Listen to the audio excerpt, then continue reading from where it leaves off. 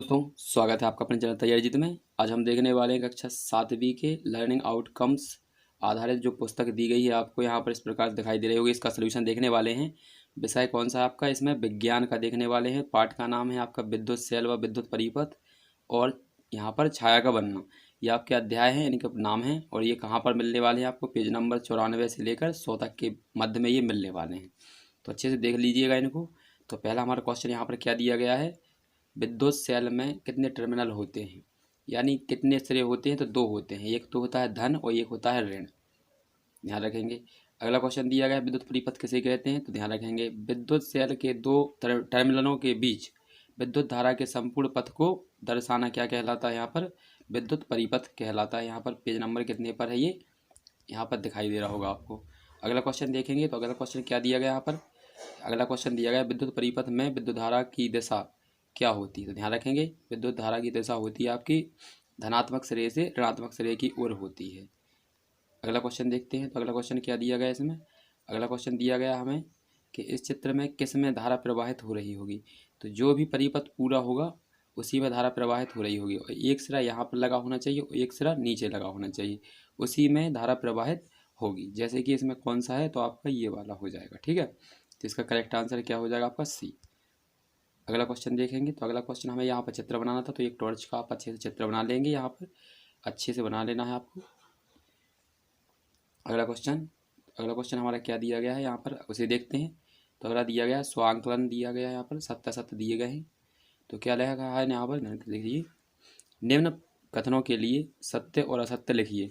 तो यहाँ पर क्या लिखा है, पहला वाला हमारा जो यहाँ असत्य हो जाएगा, दूसरा सत्य और तीसरा भी सत्य हो जाएगा। क्यों है इसमें देख लीजिए यहाँ पर कि यहाँ पर लिखा है विद्युत परिपथ बनाने के लिए धातु के तारों के स्थान पर जूट की डोरी प्रयुक्त की जा सकती है। तो बिल्कुल नहीं की जा सकती है, क्योंकि उसमें धारा प्रवाहित नहीं होती है, यानी करंट वगैरह प्रवाहित नहीं होता है। टर्मिनल कितने होते हैं, दो। यहाँ पर जो दिया गया आपका बल्ब प्रदीप्त हो जाएगा। अगला क्वेश्चन, तो अगला क्वेश्चन भी आपका खाली स्थान ही दिए गए हैं, तो इसको अच्छे से भर लीजिएगा आप। यहाँ पर दिखाई दे रहे होंगे आपको आंसर इनके। अगला क्वेश्चन देखते हैं, तीसरा क्या लिखा है, हम अपने घरों में विद्युत सेल का उपयोग किन उपकरणों में करते हैं। तो जहाँ हमें धारा रुक रुक के प्रवाहित होने की आवश्यकता होती है वहाँ पर इनका प्रयोग किया जाता है, ठीक है। तो जैसे कि अलार्म घड़ी है तो हमेशा एकदम थोड़ी बजती रहती है, कलाई की घड़ी होती है तो वो भी लगातार नहीं चलती है, थोड़ा रुक रुक के चलती है।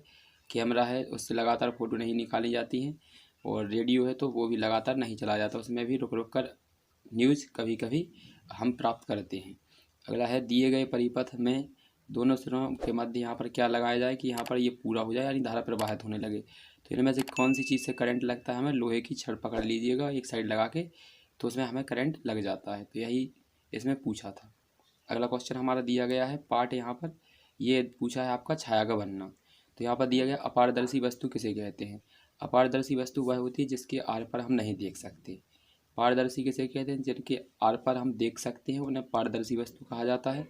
अगर लिखा है पारभासी, वे वस्तुएं जिनके आर पार तो देखा जा सकता है परंतु स्पष्ट नहीं देखा जा सकता है, वे अपारदर्शी पारभासी वस्तुएं कहलाती हैं। अगला क्या दिया गया है, छाया प्राप्त करने के लिए हमें अपार वस्तु की आवश्यकता ही क्यों पड़ती है। क्योंकि अपारदर्शी वस्तु प्रकाश को अपने अंदर से नहीं होकर जाने देती, इस कारण से छाया बनती है, जबकि यदि उससे गुजर जाएगी तो छाया नहीं बनेगी। अगला क्वेश्चन क्या दिया गया, आपको किसी वृक्ष की छाया जमीन पर दिखाई देती है, यहाँ पर जमीन प्रकाश स्रोत का कार्य कर रहा है और पर्दे का कार्य कर रही है, ठीक है। यहाँ पर ध्यान रखेंगे, तो यहाँ पर जो ज़मीन है वो पर्दे का काम कर रही है, प्रकाश स्रोत का काम कौन कर रहा है, सूर्य कर रहा है इसमें। अगला क्वेश्चन, छठवां क्वेश्चन दिया गया है, क्या हम छाया को किसी अंधेरे कमरे या रात्रि के समय जब कोई प्रकाश नहीं होता है तब भी देख सकते हैं। तो नहीं, नहीं देख सकते हैं, क्योंकि इसके लिए प्रकाश स्रोत का होना बहुत ही आवश्यक है। अगला क्वेश्चन दिया गया है, छाया प्राप्त करने के लिए हमें किन किन वस्तुओं की ज़रूरत होती है। तो एक तो प्रकाश स्रोत होना चाहिए और दूसरा हमारे पास अपारदर्शी वस्तु होनी चाहिए, जो पृथ्वी भी हो सकती है या फिर कोई अलग वस्तु भी हो सकती है। अगला क्वेश्चन दिया गया हमारा आठवां, जिसको देख लीजिए। इसमें दिया गया है कि इसमें जो परछाई बनी हुई हैं वे किस किस चीज़ की हैं, तो उनके नाम लिखने हैं। तो यहाँ पर जो पहली परछाई दिख रही है वो हमें किसी पक्षी की परछाई दिख रही है, इसलिए पहले का आंसर क्या हो जाएगा, पक्षी। दूसरा जो यहाँ पर हमें दिख रहा है वो दूसरी परछाई किसकी है, किसी वृक्ष की है, तो दूसरा आंसर क्या हो जाएगा, वृक्ष। और और तीसरी परछाई किसकी है, किसी व्यक्ति की दी गई है, यानी मनुष्य की दी गई है, इंसानी की, तो उसे देख लेंगे। और चौथी आकृति यहाँ पर जो दिखाई दे रही है, ये दरवाज़ा भी हो सकता है और किताब भी हो सकती है, तो इसे आप दरवाज़ा या किताब लिख सकते हैं। अब नीचे देखेंगे यहाँ पर प्रोजेक्ट कार्य, इसमें हमें एक तालिका दी गई है, इसमें तालिका में हमें महत्वपूर्ण जानकारी यहाँ पर भरनी है, तो आप इस प्रकार से भर लीजिएगा। इसमें ये क्या है कि आप यदि सूर्य के सापेक्ष दिया गया है तो आप इसी को देख के भर लीजिए। अगला क्वेश्चन देखते हैं। तो अगला क्वेश्चन हमारा क्या दिया गया है यहाँ पर, तो अगला क्वेश्चन दिया गया है स्वांकलन, मतलब स्वयं के द्वारा आंकलन करना है। तो यहाँ पर देख लीजिए अच्छे से, ये निम्नलिखित वस्तुओं में से पारदर्शी, अपारदर्शी और पारभासी छांटकर लिखिए। लिखना है इसमें से, ये पारदर्शी है, या पारदर्शी है, और ये पारभासी हो जाएंगे। पारदर्शी वस्तुएं वे होती हैं जिनके आर पार हम देख सकते हैं, तो जैसे कि हवा और पानी की आर पार हम देख सकते हैं। अगला क्वेश्चन दिया गया है किन के आर पार हम नहीं देख सकते, तो पेड़ के, पेंसिल के, और यहाँ पर रबड़ की गेंद के। और यहाँ पर धुंधला धुंधला किसके दिखाई देता है, तो यहाँ पर पारभासी के। अगला क्वेश्चन देखते हैं, रिक्त स्थानों की पूर्ति कीजिए। तो पहले वाले में हमें क्या भरना है, अपारदर्शी, दूसरे में छाया, तीसरे में अपारदर्शी। इसके बाद क्वेश्चन दिया गया अगला तीसरा, दो अलग अलग रंगों की वस्तुएं लीजिए एवं उनकी छाया का अवलोकन कर बताइए कि क्या उनकी परछाइयों के रंग भी अलग अलग होते हैं। तो ये आप खुद करके देख सकते हैं।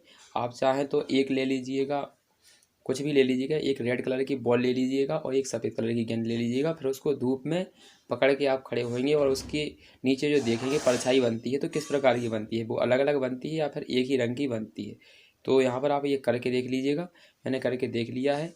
तो इसकी जो दोनों की परछाई है, किसी भी रंग की हो, परछाई हमेशा काली ही बनती है। तो इसका आंसर हमारा अलग अलग होगी, आकृति रंग की नहीं होंगी, एक ही रंग की होंगी दोनों। दिन में 12 बजे धूप के समय आपकी जो आकृति है वो कैसे दिखाई देगी, समतल दिखाई देगी, मतलब कोई भी आकृति नहीं दिखाई देगी, केवल सपाट ही दिखाई देगी। अगला क्वेश्चन हमारा दिया गया यहाँ पर पाँचवा, बूझो। यहाँ पर दिया गया है नहीं, क्योंकि छाया बनने के लिए अपारदर्शी वस्तु की आवश्यकता होती है। ये पेज नंबर हमारा कौन सा है, 100। यदि वीडियो अच्छा लगता है तो वीडियो को लाइक कर दीजिएगा। साथ ही साथ चैनल पर पहली बार आए हैं तो चैनल को सब्सक्राइब कर लीजिए। मिलते हैं अगली